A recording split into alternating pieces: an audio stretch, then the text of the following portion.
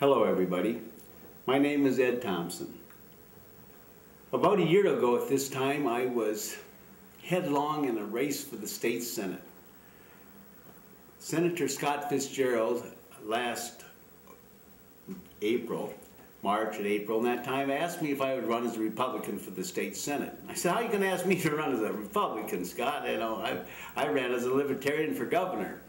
But after a lot of talk and a lot of discussion, we thought that I could probably pull it off if I ran as a Republican. My brother Tommy had been governor of the state of Wisconsin for 14 years as a Republican, and I thought that might be the way to go.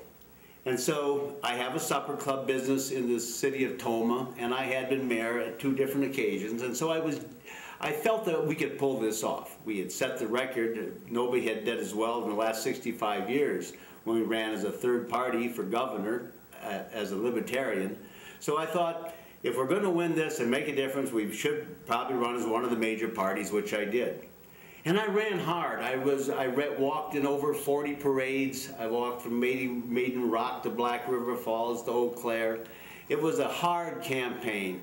And the one thing I remember most about the campaign was after every walk I would get kind of a side ache and I would be kind of exhausted. But I thought, being 66 years old, that's all part of the game, and I wasn't overly concerned on it. I knocked on over 5,000 doors at Eau Claire, and I was really giving it everything I had. I thought, this is our shot. This is going to be it. I was going to make a difference. And one morning, in late September, I woke up and I had urine. My urine had turned purple. And I thought, what is this all about? It was like on a Wednesday. And so I went to the VA hospital, and they said, well, I wouldn't be too concerned about it, Ed. I think it's a urinary blockage, but it's definitely something that should be taken care of. I said, well, it's got to be taken care of right away because I got a parade to walk in this Saturday. And they said, well, you know, you better get taken care of. I don't think it'll be much of an operation, and we'll remove the blockage and you'll be as good as new. So I went along with it. I went to Madison. Little did I know, at that moment, I had already walked my last parade. It was a kind of a lot of tension in the room. My brother Tommy was there, and there was a lot of friends there, and I was surprised that so many people was there. When I woke up from after the operation, I was very shocked. I see Tommy had a tear running down his cheek, and he said, Eddie, we got some bad news. The doctor have some bad news for you. And I said, what's that? I said, I just came through the operation. I feel great. And then one of the doctors from the VA said, Mr. Thompson, we do have some bad news for you. You have 4th stage pancreatic cancer. And it is already metastasized, and it is spread to your other organs, and at best you probably have 6 months to go.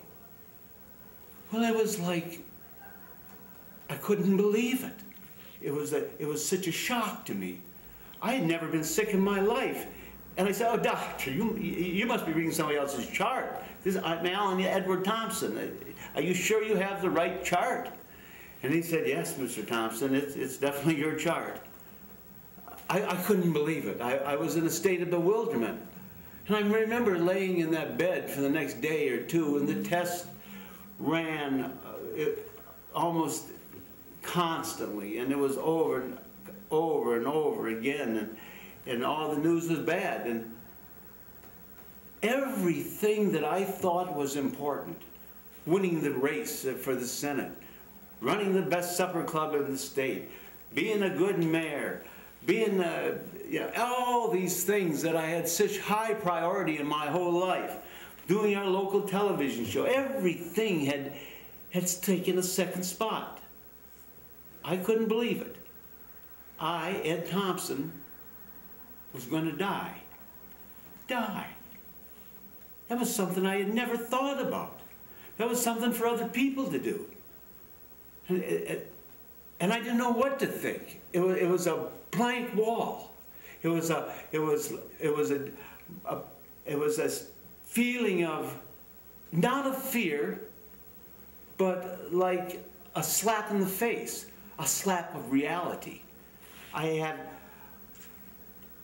was just kind of shock or awe, I don't know. But my thoughts start turning to, what is death? What is that going to be? I know what I heard about it, and I know that if you believe this, you're okay, and if you believe that, you're okay. And then I thought about our great Creator.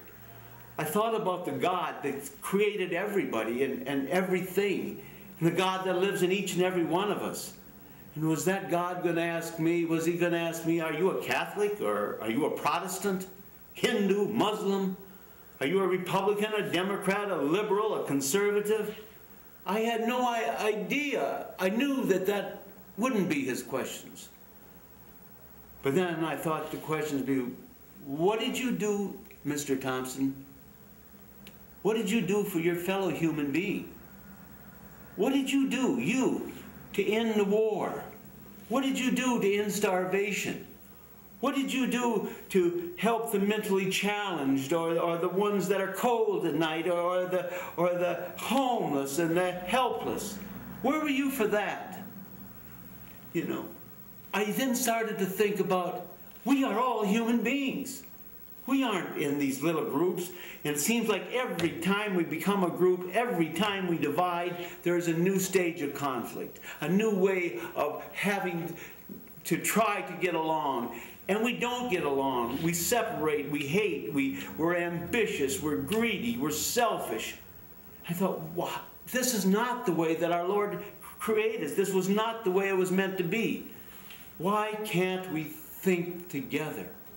Not with the same thoughts, of course, or not think like all Republicans, or not think like all Democrats, but think together, work together, become a community of us.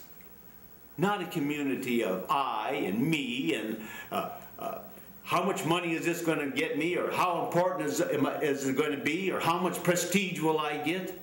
No. I think the question became, you're at the end of your line, Mr. Thompson. You have got to reach out and have people know that this life that has been given to us, that is our God-given right, this wonderful thing called life, is for us to share with one another. Look how many years we've been killing one another in war. Over 10,000 years. We've slaughtered each other. We went from the club to the atomic bomb. We went from killing one by one to killing 1 million at a clatter. Think of the money that was spent on that. If that would have been spent on cancer research, or on fixing people that are blind, thinking people that have these horrible diseases, if all the money, if we worked as human beings toward those common goals, came together as one, we would have no more problems. We wouldn't need to be killing each other. We wouldn't have to be doing it in ideology, or for different principles, or for different war. Not that we're ever all going to be the same, but we are all human beings. We all have the same brain. We all have the same eyes. We all have the same liver. We are one. And to be one, and to live as one, and to begin and to work as that is our common goal. To see the need, to see the real huge problems that the human being faces. The problem of sorrow. How many mothers have the sorrow of war, of burying their children, or the sorrow of starvation? It goes on and on. And these are problems of the human being.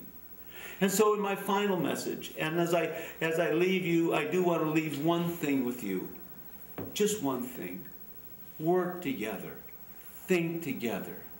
Learn to love ye one another, and to mean it. Mean it from your heart, not from because it's been told to do, but it's the right thing to do. It is the right way to live. It's what we've been taught correctly by great teachers from throughout the beginning of our civilized time. Let's put it into practice. Let's try to end wars, and let's become one human being, with God living in each and every one of us equally and just the same. And I hope this message receives you well. Thank you so much for watching.